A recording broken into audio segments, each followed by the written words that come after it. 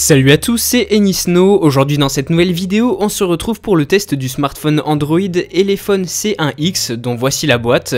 On va commencer par un petit unboxing pour voir ce que contient la boîte et puis ensuite on va voir les différentes caractéristiques de ce smartphone. Donc la boîte est vraiment très simple, vous tombez directement sur l'appareil. Juste dessous vous avez le pic qui permet d'ouvrir l'emplacement pour mettre la carte SIM et puis dessous vous avez l'adaptateur secteur pour pouvoir recharger votre smartphone, le câble de synchronisation, une coque pour votre appareil, une coque souple, donc ça j'ai trouvé ça assez sympa, et puis un guide d'installation.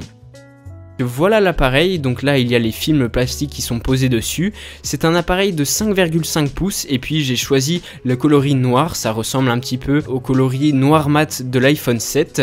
Donc je vais enlever le petit plastique qui est juste derrière pour que vous puissiez bien voir, et c'est là que vous voyez l'appareil. Donc je le trouve vraiment joli, les couleurs sont sympas et ça donne vraiment un look premium de smartphone, alors que vous verrez le prix dans le lien qui est dans la description de la vidéo. On ne s'attendrait vraiment pas à ça pour ce prix. Donc le design global est sympa, sur le côté vous avez les différents boutons. Alors un petit truc pas très cool, c'est que en fait le port jack et puis de chargement se trouve en haut, donc ça c'est ce que j'aurais regretté. Je démarre le smartphone, on a droit à un petit boot logo customisé, et ce qui est cool c'est que au premier démarrage vous n'avez pas de longue configuration à faire, vous pouvez tout de suite utiliser l'appareil, mis à part l'heure et puis la Wi-Fi à configurer, donc ça c'est assez cool, vous pouvez tout de suite vous en servir. Donc cet appareil est sous Android 6.0, ce n'est pas la dernière version d'Android, la version 7.0 existe, donc voilà, mais c'est quand même une version très récente.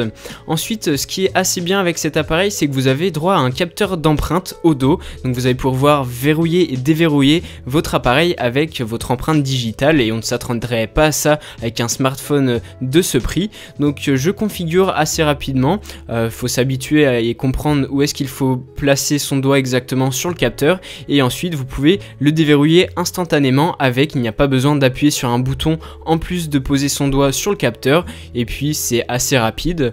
Donc voici à quoi il ressemble à côté de l'iPhone 6. Je rappelle que c'est un appareil de 5,5 pouces, et puis je voulais comparer comme ça la vitesse entre le Touch ID et puis le capteur du smartphone. Donc le Touch ID est quand même plus rapide, en revanche il faut appuyer sur la touche Home de l'iPhone, alors que avec le smartphone Android il n'y a pas besoin. Donc voilà, selon les fois, eh bien, il reconnaît plus ou moins rapidement l'empreinte.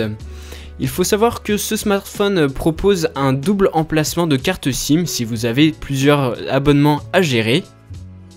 Le design est vraiment sympa, comme je le disais au début de la vidéo, et c'est ça qui est vraiment le gros atout de ce smartphone. Donc il est équipé d'un appareil photo de 5 mégapixels de face et puis à l'arrière de 8 mégapixels. Donc c'est vraiment pas la folie derrière, vous pouvez voir comparé à l'iPhone 6, les couleurs sont vraiment fades et quand on zoome sur la photo on en voit vite les pixels. Donc c'est vraiment pas un appareil photo de grande qualité. Maintenant, eh bien, j'ai voulu tester sur un jeu comme Real Racing, un jeu quand même assez lourd, pour voir si l'appareil tenait, et franchement, il est très réactif. On est sur un écran de 1280 par 720, donc sur une définition de 720p. En revanche, la fréquence d'image, je ne l'ai pas trouvée vraiment très bonne, donc c'est un des défauts. Et sinon, autrement, il est vraiment réactif. Faut savoir qu'il possède 2 Go de RAM et quand même un bon processeur, mais par contre sur Android 2 Go c'est quand même vraiment un minimum, et pourtant il est très réactif. Ensuite, eh bien, en ce qui concerne la batterie et puis l'autonomie générale du smartphone, eh bien, je l'ai utilisé comme smartphone personnel en remplaçant totalement mon iPhone pendant quelques jours. Et puis, avec mon utilisation habituelle, là où mon iPhone 6 durait une journée, à peine plus, eh bien, ce smartphone tient quand même un jour et demi. Donc, l'autonomie est vraiment pas mal. Maintenant, j'ai remarqué quand même quelques défauts. Donc le son par exemple, on peut vraiment avoir un volume très élevé. En revanche, la qualité du son est vraiment pas terrible. Je n'utiliserai pas ce smartphone pour écouter de la musique avec les haut-parleurs. Et puis un autre truc qui m'a surpris, c'est en fait lorsque j'ai regardé des vidéos sur YouTube que j'avais l'habitude de voir sur mon iPhone 6, eh bien les couleurs chaudes sont vraiment renforcées, le rouge, le orange, etc. Il y a une sorte d'accentuation de ces couleurs qui est assez bizarre. bizarre, donc ça ne se voit pas forcément quand on est sur Android, mais quand on regarde des vidéos, ça peut être légèrement perturbant.